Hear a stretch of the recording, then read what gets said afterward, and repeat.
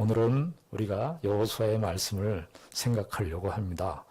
여호수아의 말씀을 우리가 주일마다 함께 생각하고 있는데 참 하나님의 그 역사의 놀라운 모습들을 우리가 보게 되고 확인하게 되고, 우리가 지금으로부터 한 3,400년 전에 그 이야기인데도 우리가 성경을 읽을 때마다 또 말씀을 나눌 때마다 우리가 마치 그 현장에 있는 것처럼 하나님께서 그의 백성들, 이스라엘 백성들에게 교훈을 주시는 내용이지만 오늘 우리들에게도 아주 적실하고 아주 필요한 그런 하나님의 교훈이 아닌가 싶습니다. 이스라엘 백성들은 전쟁을 했죠. 전쟁을 했어요. 우리들도 사실은 전쟁터에 있는 것과 마찬가지잖아요. 우리가 뭐 이스라엘 백성들처럼 그렇게 가난한 그런 정복 전쟁, 물리적 전쟁은 아니지만 여러분들은 전쟁을 안 합니까? 우린 이 세상에서 예수 믿는 사람들이 영적 전쟁을, 현실이에요. 영적 전쟁이. 우리가 안 믿는 사람도 이 세상에서 생존 투쟁이라고 말하지 않습니까? 생존 투쟁이라. 생존 투쟁. 그래서 안 믿는 사람들도 요즘에 이 세상을 가리켜서 뭐 지옥과 같다, 전쟁터와 같다, 막 그렇게 얘기를 합니다. 이상하게 옛날보다 삶의 형편과 조건들이 훨씬 더 좋아졌는데도 사람들은 더 이런 말들이 자주 나와요. 힘들다, 정말 지옥 같아, 전쟁터와 다름이 없다. 우리가 자녀들을 키우지만 자녀들을 우리가 어렸을 때 이제 이쁜 건 고 몇 년이고, 이제 아이들은 학교를 가면서 사실은 우리 다 무슨 느낌을 갖냐면 우리 애들을 전쟁터에 내보내는 것 같은 거예요. 이스라엘의 그 당시 때 여호수아와 이스라엘 백성들이 가나안 정복 전쟁을 했는데 그것은 신약 시대의 영적 전쟁, 하나님의 백성들의 영적 전쟁을 그림자처럼 보여주고 있습니다. 하나님께서 이스라엘 백성들을 그렇게 전쟁터에 누게 하셔서 사실은 이게 양가적인 의미가 있는데요. 하나는 뭐냐면은 고통스러워요. 이 전쟁의 현실 속에서 얼마나 고통스럽습니까? 우리가 이 여호수아 이 전쟁의 스토리를 우리가 사건으로 봅니다만 그 전쟁에 참여했었던 이스라엘 백성들은 공포, 불안, 두려움, 초조, 긴장, 이런 심리적인 압박이 있었을 거예요. 근데 그 하나님께서 그 전쟁의 그 심리적 압박과 그 고통과 불안의 현실 속에 있는 그 현장에 이스라엘 백성들을 두신단 말이죠. 전쟁해라 그렇게 얘기하신단 말이죠. 한편으로는 우리 인간이기 때문에 우리의 존재의 불안, 근본적으로 우리가 우리의 삶에 있어서 내 생명과 내 삶의 안전이 훼손될 것 같고 그 근거가 이렇게 뿌리채 흔들리는 것 같으니까 불안하고 공포가 있어요. 그런데 인간은요, 또 동시에 이런 불안한 현실 속에서 하나님을 만나야 역설적인데요. 이런 정말 막 불안하고 고통스럽고, 이스라엘 백성들이 사실은 가나안 정복 전쟁이지만 그 전에는 광야를 경험하지 않았습니까? 광야의 그 불안, 생존의 그 불안, 입을 것도 먹을 것도 없는 그 광야적 그 제한 속에서 하나님께서 두셨어요. 왜냐하면 하나님께서 그래야 인간이 하나님을 비로소 거기에서 그 현실의 장 속에서만 하나님을 배울 수 있기 때문이고, 그리고 우리를 신명기 8장에 있는 것처럼 우리가 비로소 겸손해져요. 낮춰요. 낮아지는 거예요. 사람들이 태어나면서부터 근본적으로 교만한 속성을 가지고 태어나기 때문에 우리는 좀처럼 이 교만이 꺾이지 않습니다. 웬만해서 교만이 제일 안 꺾여지는 죄악 중에 하나가 뭐냐면 교만의 죄악이에요. 그런데 하나님은 이거 우리의 체질을 너무나 잘 아시거든요. 그래서 광야에다가, 그래서 가나안 정복 전쟁이라고 하는 그 콘텍스트 속으로, 그 정황 속으로 우리를 두시는 거예요. 우리 인생도, 저 여러분들의 인생도 정말 피곤하게 이럴 데 없어요. 한병철 씨가 피로사회라고 하는 책을 써가지고, 조그만한 책인데 한 10여 년 전에 그 책을 써가지고요, 이 한국 사회에 아주 센세이셔널한 도전을 줬던 책입니다. 피로사회, 피로사회. 왜 피로하냐? 사람들이 뭔가 더 얻으려고 그러고 더 가시려고 그러고, 근데 또 그렇게 안 하면 도태돼요. 왜냐하면 사회 시스템이, 우리나라 이 세계 경제라고 하는 시스템이 그런 모든 소프트웨어를 다 갖춰야지 그것을 누릴 수 있도록 옵션이 다 이렇게 군데군데 다 주어져 있기 때문에 그 옵션에서 하나라도 떨어지면은 불안한 거예요. 그래서 그 옵션을 다 가지고 있어야 돼요. 마치 게임하는 아이들이, 게임하는 학생들이, 아이들이 그냥 그 게임의 아이템을 다 가져야지 그 완벽한 그 게임을 전투에서 할 수 있는 것 같은, 그런 게임과 같은 그런 현실들이 우리에게 있기 때문에 우리도 불안합니다. 하나님께서 이스라엘 백성들에게 우리가 구약 성경을 보면서 인간의 실존을 보는 겁니다. 우리가 구약 시대 때 이스라엘 백성들하고 전혀 다른 문화와 진보된 그런 그 과학적인 그런 배경 속에서 우리가 살고 있습니다만은, 구약 시대나 많은 시대와 문화적 환경이 다르지만 구약 시대나 우리나 다를 바 없는 것이, 인간의 본성이라고 하는 것은, 하나님 앞에선 인간의 그 실존이라고 하는 이 본성 자체는 변함이 없는 겁니다. 우리가 예를 들어서 자주 이렇게 말씀드려서 불편할 수 있겠습니다만, 죽음이라는 거는 이 세상에 아담의 타락 이후로 들어온 그 하나님께서 내신 질서예요. 죄는 사망을 필연적으로 결과할 수밖에 없다. 그래서 인류에게 사실은 다 보여주는 거예요. 인류 역사 전체가 이 하나님의 죄의 이꼴 사망, 죄의 결과는 사망이라는 이 사실을 지금 피할 수 있는 무엇이 있었나요? 지금 이제까지. 과거의 구약 시대에 좀 더 거슬러 올라가서 하나님 앞에선 타락한 그 아담의 실존이 우리가 매일 경험하는 우리의 실존이기도 해요. 우린 늘 불안하고 내가 내 중심으로 살려고 그러고 하나님을 의식하지 않고 살려고 그러고, 그래서 요즘에 뭘 시키는 걸 못하는 거예요. 왜냐하면은 뭘 시키면 나 하려고 그러다가도 시켜서 싫어, 이래요 사람들이. 시키기 너무 어려워. 그 시키기 어렵다고 하고 하는 그 인간의 반발이 어디서 나오느냐? 기본적으로 아담의 그 타락에서 나오는 거예요. 시끄러워. 왜 그런 말 해, 자꾸. 옳은 말인데도 자꾸 얘기하면 시끄러워.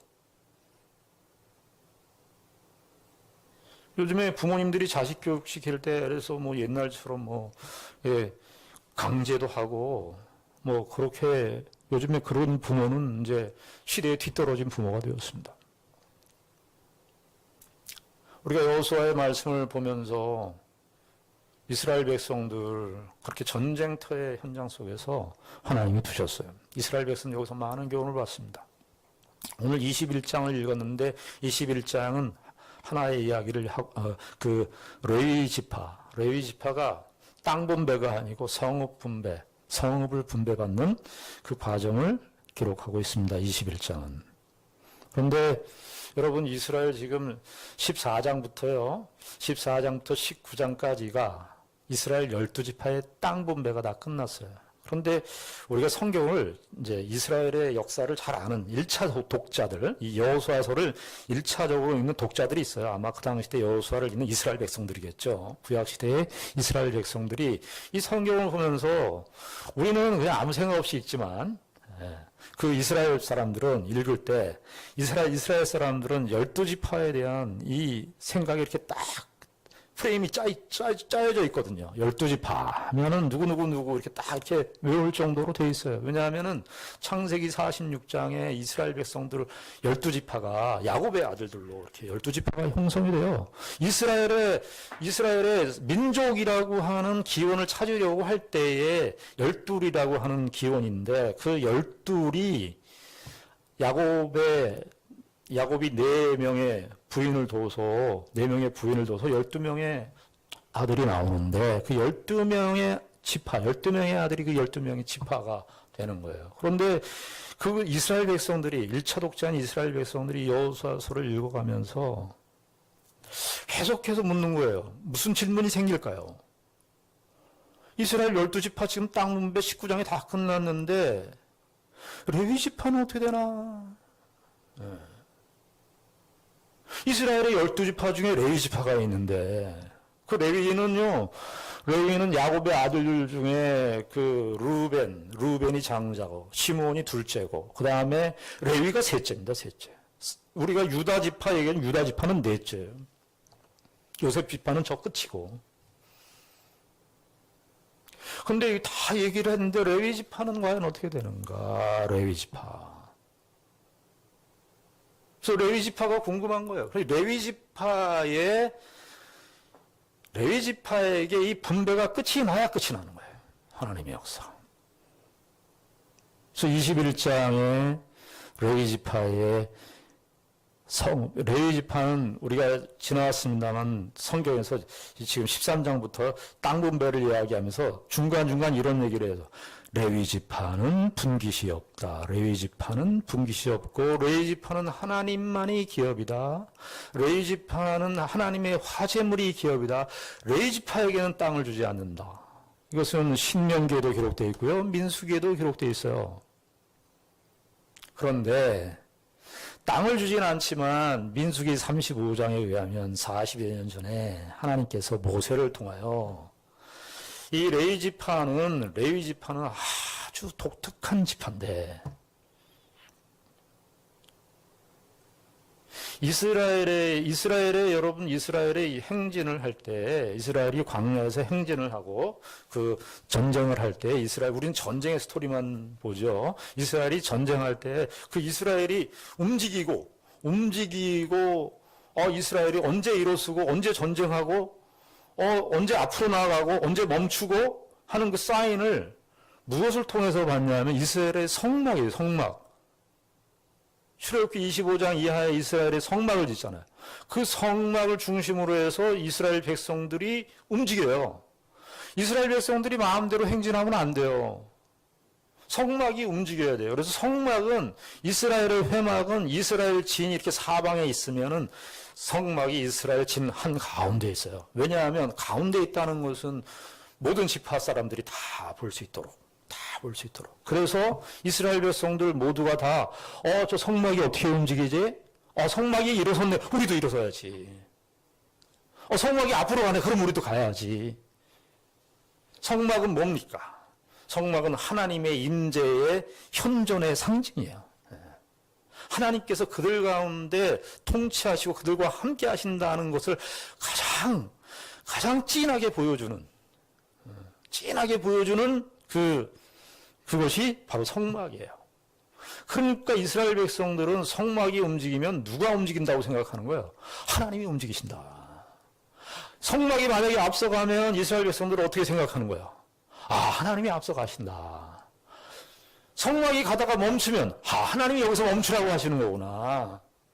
그래서 이스라엘 백성들의 삶의 행로라고 하는 것은 이스라엘 백성들의 자기가 디자인한 대로 자기가 계획한 대로 가는 이스라엘 백성들의 행로가 아니라 이스라엘 백성들이 광야 생활하면서 그리고 가나안 땅 정복 전쟁을 하면서 이스라엘 백성들의 모든 움직임의 중심은 뭐였냐면 성막이에요. 성막. 그런데 이 성막을 누가 담당했냐? 하나님께서 자 보세요. 하나님은요 이 성막을 두셨는데 왜 성막을 두셨냐면 이스라엘 백성들이 죄인이라. 죄만 없으면 하나님께서 그의 백성들과 함께 아주 교제하시기 하나님은 거룩하신 분이라 그 인간이 죄인이 아니라면 이렇게 성막이라고 하는 이런 틀이 필요 없어요. 그냥 직접적으로 만나시고 직접적으로 얼마든지 교제하실 수 있는데 인간이 죄인이라. 그래서 이 인간들이 하나님 앞에 나올 때 이게 스스로 나올 수가 없어요. 내가 하나님 앞에 나아가야지 해도 나아갈 수가 없어요. 왜냐하면 하나님 앞에 가면 죽어요. 하나님은 죄를 가까이 하실 수가 없습니다. 그래서 그 성막에 제사 제도를 두신 거예요. 이스라엘 백성들이 제물을 드리면서 제물을 드리는 거예요. 제물. 원래 사실은 이 제물도 이제 히브리서에 의하면은 불완전한 건데 제물이 나를 대신해서 죽어요. 원래 죄의 삭은 사망이라 누가 죽어야 됩니까? 죄는 누가 졌는데요? 우리가 죄를 졌죠. 우리가 죄인이에요. 그래서 죄인은 죄인에 대한 삭은 죄인이 죽어야 돼요. 사람이 실수했으니까, 사람이 죄를 졌으니까 그 죄값은 사람이 죽어야 마땅한 거죠. 그런데 하나님께서 은혜로운 조처로 제사 제도를 통해서 동물의 대신 죽는 죽음을 통해서 이스라엘의 죄가 속죄하도록 그 제도를 성막 제도를 주셨어요. 그러니까 이 하나님의 이스라엘 백성 구약 시대 때 이스라엘 백성들이 하나님 앞에 나오는 것은 두렵고 떨리는 일이었어요. 왜냐하면은 이스라엘 백성들이 이 성막 생각하면 이스라엘 백성들, 특별히 레위 지파 사람들도 마찬가지지만 이스라엘 백성들에게 큰 트라우마가 있는 사건이 하나 있습니다. 큰 트라우마 사건이 있었어요. 그게 뭐냐면 이스라엘 백성들 그 출애굽기 25장의 성막을 이제 25장부터 40장까지 성막을 짓고 제사제도를 쭉 설명하십니다. 근데 레위기 10장에 이 아론의 아들 둘이 있어요. 나답과 아비후가 성소에 여러 가지 그 제단 향이라든지 촛불이라든지 진설병이라든지 언약궤라든지 이런 다 준비하는 그 기구들이 있어요. 거기에 여호와의 불을 해야 되는데 불을 여호와께서 지정하신 불을 해야 돼요. 나답과 아비후가 성막 불? 내가 같이 불로 한번 해보지. 거기서 바로 즉사예요. 나답과 아비후가. 그래서 이스라엘 백성들이 그 나답과 아비후 사건이 있기 때문에 성막은 무섭고 하나님 앞에 나아가는 일이 이렇게 무서운 것인가. 여러분, 우리가 예수 믿고 신약시대에 우리가 은혜 속에서 살지만 하나님에 대해서 이런 그 구약시대의 이스라엘 백성들이 가졌던 이런 경외감, 이거 요즘엔 너무 약해요. 예수님 나의 친구.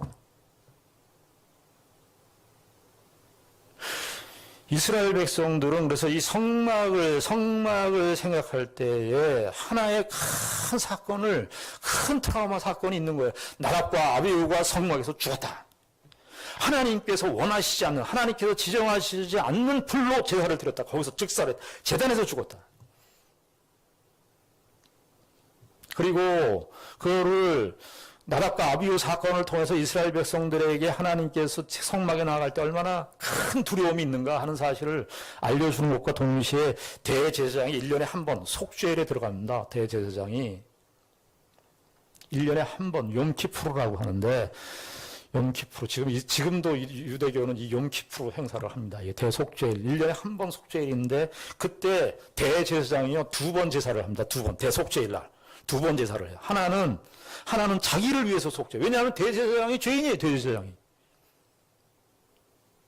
대제사장도 죄의 한계를 벗어날 수가 없어요. 그러니까 성경은요, 구약 성경 또 신약까지 다 성경 전체는 하나님은 죄를 그렇게 의식을 해요. 죄를 다 의식을 해요. 그 제사 제도 자체가 다 죄를 의식하는 거예요. 우리는 하나님이 말하시는 것만큼 죄를 의식하고 사는지 모르겠어요. 우리가.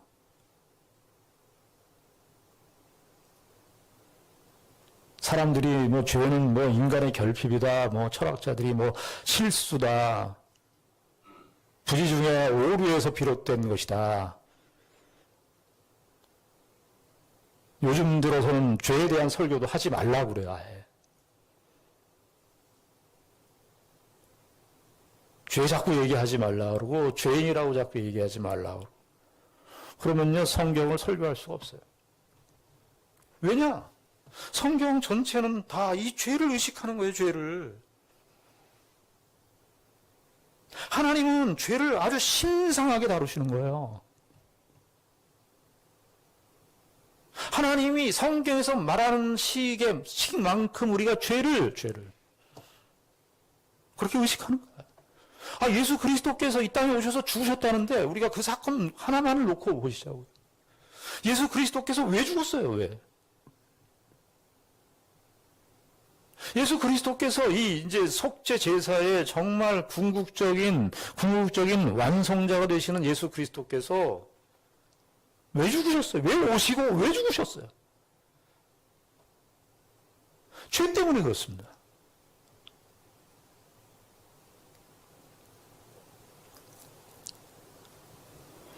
이 이스라엘 역사 속에서 12지파 땅 분배 마치고 맨 마지막에 레위 지파의 성읍 분배를 마치고 이제 우리가 아까 읽었습니다만 여호와께서 이스라엘 백성에게 안식을 주셨다라고 하는 그 의미가 무엇인지가 드러나는 거예요. 이스라엘 백성들이 가나안 땅에 와가지고 가나안 땅이 얼마나 좋습니까? 이스라엘 백성들 그동안에는요 이동하면서 살아요. 목축업 이동하면서. 그런데 가나안 땅에 가니까 가나안 땅은 농작물이 풍성해요. 가나안 땅은 아주 정말 젖과 꿀이 흐르는 땅이에요. 야, 가나안 땅에 들어왔으니까 이제 정말 여기서 누리는 이 풍요, 가나안 땅에서 누리는 이 풍요, 가나안 땅에서 누리는 이 삶의 물질에서 주는 이 소유에서 주는 이 풍족을 여기서 누리는 것이 진정한 안식이겠다라고 생각하는 이스라엘 백성들에게 레위 지파의 성읍 분배를 통해서 너희들의 안식은 여기서 이 땅에서 누리는 물리적인 행복이 너희들에게 안식을 가져다 주는 것이 아니고 레위 지파가 하는 그 성막 제도, 레위 지파는 성막 제도와 같이 연결되어 있어요. 하나님 앞에 나아가는 이 문제, 하나님 앞에 나아가는 이 죄의 문제, 너희들이 하나님과 궁극적으로 하나님과의 관계, 이 영적인 관계가 회복되지 않는다면 진정한 안식은 너희들에게 없다는 것입니다. 오늘날에 시사하는 바가 많이 있습니다. 오늘날 사람들 다 행복해지려고 합니다. 그런데 그 행복이라고 하는 것은 주로 다 소유와 관련되어 있습니다. 소유에 많고 적음에 다 달려 있습니다. 저와 여러분들은 언제 인상이 가장 안 좋으신가요? 우리의 삶의 형편과 조건이 내 마음대로 되지 않을 때, 내 소유적 형편, 내 소유의 형편이 예전 같지 않을 때, 아니면 더 많이 갖지 못해서. 그것은 가나안 땅이 하는 행복 추구의 방식입니다. 이스라엘 백성들의 행복은, 하나님의 백성들의 행복은 가나안 땅이 주는 행복과 달라서, 가나안 땅이 주는 안식과 달라서, 그것은 하나님으로부터만 오는, 하나님으로만 말미암는. 그래서요, 레위 지파가 이스라엘 백성들에게 이 땅 분배, 레위 지파는 땅도 분배받지 못해 성읍 분배를 받는데, 왜 레위 지파를 가장 마지막에 뒀냐 하면, 이스라엘 백성들 전체가 너희들이 다 레위 지파적 사명과 연결되어 있다는 거예요. 그래서 레위 지파, 그래서 다시 환원해서 거슬러 올라가면 레위 지파에게 하나님이 기업이다. 너희들은 하나님만이 기업이다. 이스라엘 백성들 전체로 확대해서 생각해보면 어떻습니까? 이스라엘 백성들은 무엇만이 기업이라는 거예요? 하나님만이 기업이다. 너희들 가나안 땅도 너희들의 기업이야. 하나님만이 너희들의 기업이야.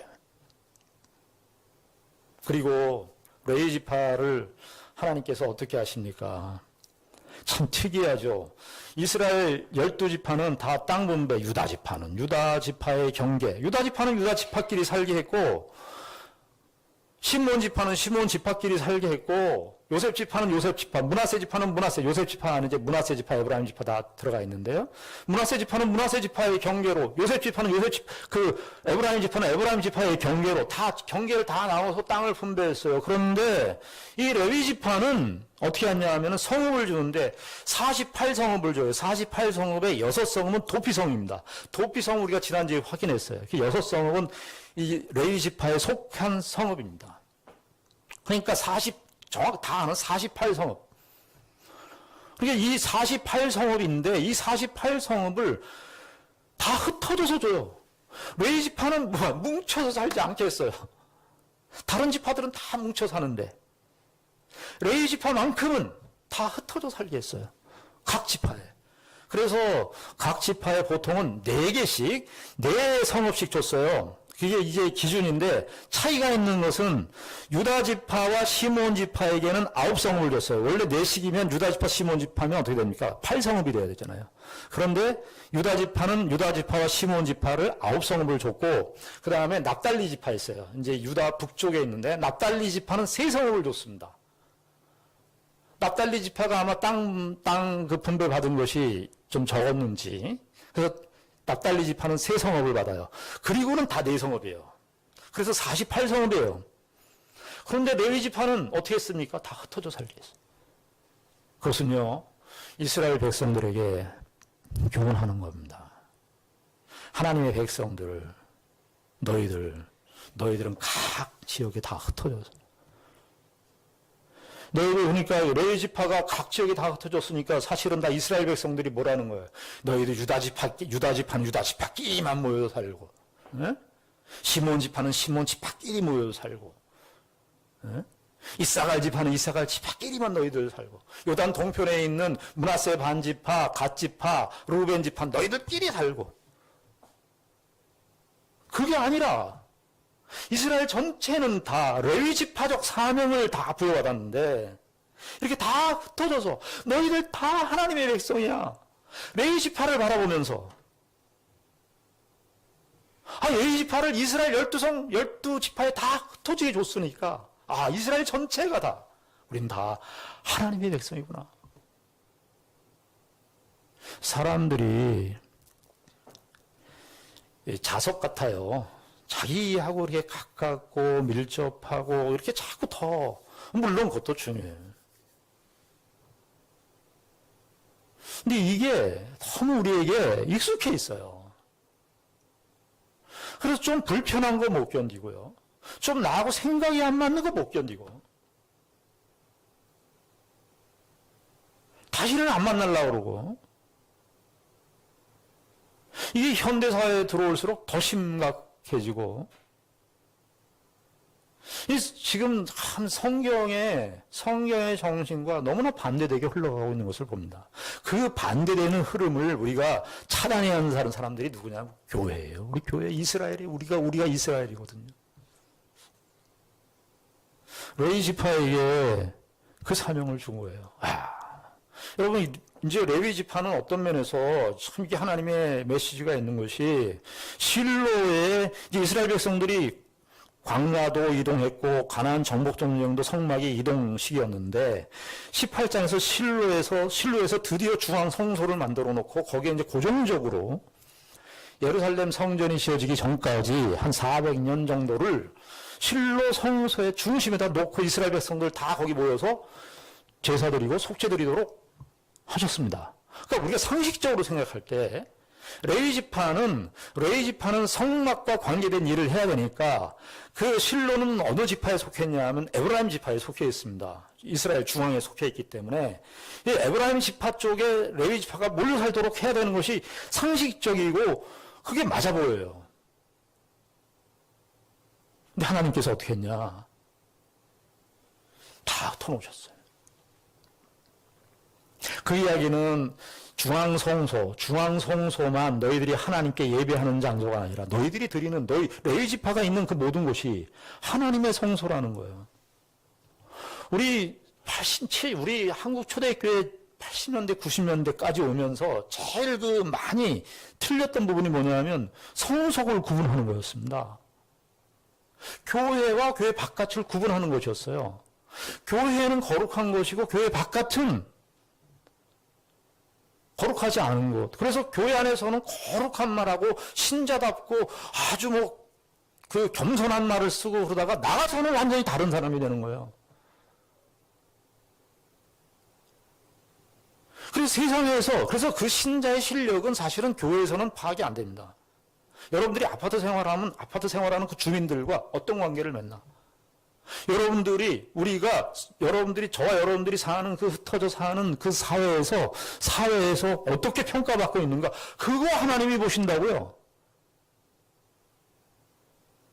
주일날 예배드리는 거 이 한 주간 한 번 만나는 것으로는 하나님은 그걸로 평가하지 않고 6일간에 흩어져 사는 삶을 보고 그 삶이 하나님 앞에 거기에서도 성서적 삶을 사느냐.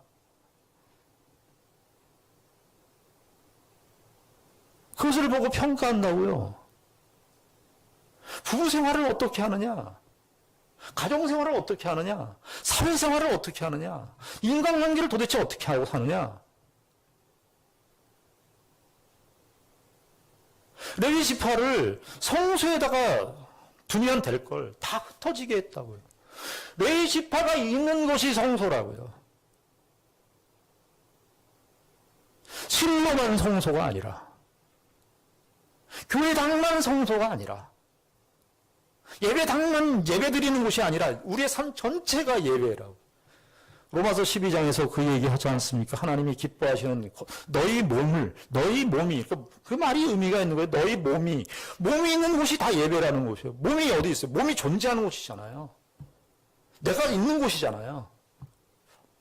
내가 있는 곳, 내가 호흡하고 내가 살고 있고 하는 곳이 거기가 레위 지파예요.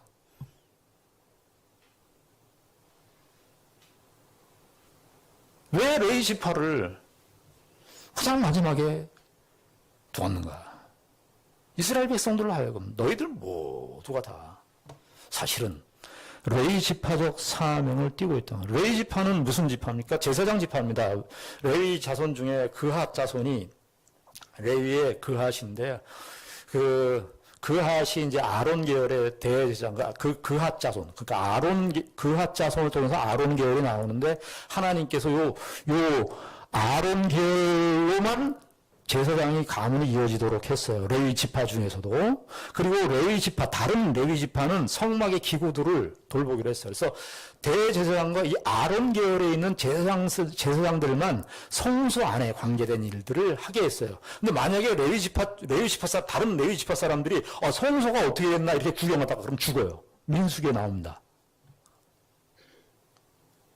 그래서 민수기에도 보면은 그 민수기에 이스라엘 백성들 계수하는 게 나와요. 이스라엘 백성들이 전쟁에 나갈 만한 20살 이상의 청년들을 대상으로 해서 계수를 하는 내용이 나오는데 각 지파가 몇 명이고 어떤 몇 명으로 쭉 나가다가 레위 지파를 독특하게 구분합니다. 레위 지파에 대해서 길게 얘기해요. 그리고 레위 지파는 그 레위 지파가 성소 맡을 일에 대해서 아주 자세하게 기록합니다. 자세하게.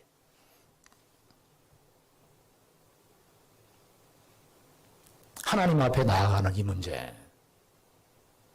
우리 모두가 다 하나님을 의식하고 살아야 되는, 우리의 삶 전 존재가 하나님 앞에 사는 삶이다.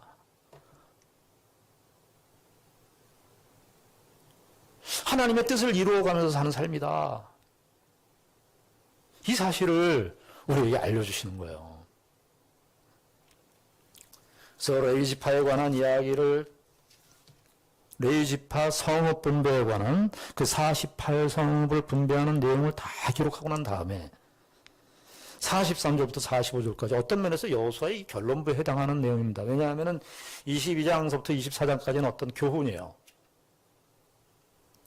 21장 43절 이런 거는 회고하는 거죠. 43절 보시면 여호와께서 이스라엘의 조상들에게 맹세하사 주리라 하신 온 땅을 이와 같이 이스라엘에게 다 주셨으므로 그들이 그것을 차지하게 거기에 거주하였으니 44절 여호와께서 그들의 주위에 안식을 주셨어요. 나오죠. 안식을 주셨으되 그 조상들에게 맹세하신 대로 하였으므로 그들의 모든 원수들 중에 그들과 맞선 자가 하나도 없었으니 이는 여호와께서 그들의 모든 원수들을 그들의 손에 넘겨주었습니다.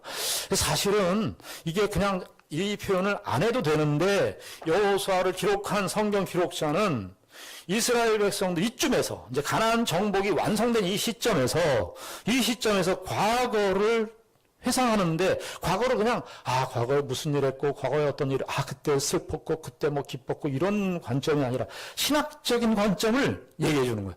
우리가 우리의 인생도 그렇잖아요. 우리의 인생도 우리도 과거를 이렇게 회고할 줄 알아야 되는데 그 과거 회고를 무슨 관점으로 하느냐가 중요하잖아요. 무슨 관점을 가지고 그 과거를 회고할 것인가. 그 어떤 관점이 있어야 그 역사가 지나온 모든 역사를 한 줄로 꿰 수 있는 고리가 있어야 그 역사가 다 의미를 갖기 시작하잖아요. 만약에 그 고리가 없으면 다 중구난방이라 각기 놀잖아요. 지금 여호수아가 21장 43절부터 45절까지의 이 신학적 평가는 지나온 이스라엘의 과거의 역사를 어떤 관점으로 이해해야 되고 지금 너희들이 누리는 이 가나안 땅을 어떤 관점으로 이해할 것인가 하는 것을 보여주는 거란 말이에요. 그런데 지금 43절에 계속 반복되는 게 뭐예요? 여호와께서 열조에게 맹세하사 이스라엘의 조상들에게 너희들의 조상들에게 맹세하여 주신 땅 여호와께서 너희들 지금 이 가나안 땅의 축복이 우리는 이 가나안 땅에 들어오니까 너무너무 좋고 행복하고 가나안 땅의 물질적 소유의 삶이 얼마나 풍족하냐 이런 것도 뭐 중요하지만 우리의 현재를 어떤 관점으로 읽을 것인가 지금 여호수아가 우리에게 제시를 해주고 있는 거예요. 그것은 여호와께서 너희들의 열조라고 하는 것은 아브라함 지금으로부터 이때로부터 한 700년 전까지 우리도 우리의 인생을 여기서 이렇게 80, 90 혹은 100 요즘 120세까지 살 수 있는데 우리가 각자 인생을 삽니다. 우리의 각자의 인생은 따로 떨어져 있는 인생이 아니에요. 신자의 인생이라고 하는 것은 하나님의 보다 큰 그림, 하나님께서 이 땅에 예수 그리스도를 보내시기로 작정하시고 예수 그리스도를 보내시고 그 하나님의 종말론적인 모든 역사를 이루시는 그 모든 역사의 큰 그림 속에서 내가 예수를 믿게 된 거예요. 그 내가 예수를 믿게 된 것은 나 혼자 개인이 잘 먹고 잘 사는 그런 정도의 차원도 아니고 신앙생활 잘하냐 못하느냐의 차원이 아니라 하나님의 그 거대한 큰 그림의 역사 속에서 내가 살고 있는 거예요. 이스라엘 백성들이 지금 가나안 땅을 바라보는 그 관점을 지금 하나님께서 말씀해 주시는데 그것은 너희들의 열조와 언약하여 약속하여 그래서 뭐라 그래요? 하나님께서 맹세하셔. 너희들의 열조와 맹세했다는 거예요. 너희들이 지금 누리는 이 축복은 하나님께서 너희의 열조와 맺은 이 언약적 축복의 은총의 결과예요. 무슨 얘기를 하시는 겁니까? 하나님은 신실하시다. 하나님은 저와 여러분들의 인생에 신실하지 않으신 적 한 번도 없으십니다. 우리의 기대와 우리의 소원과 우리의 계획과 우리의 목적대로 이루어지지 않은 일들은 있을지 모르지만 그렇다고 하나님이 저와 여러분들의 인생에 신실하지 않느냐? 그렇지 않습니다. 하나님은 우리의 구원만 베푸시고 사라지시는 분이 아닙니다. 하나님은 우리보다 우리 자신을 더 잘 알고 있기 때문에 하나님께서 각 성도의 형편과 조건을 다 잘 아시고 하나님께서 신실하게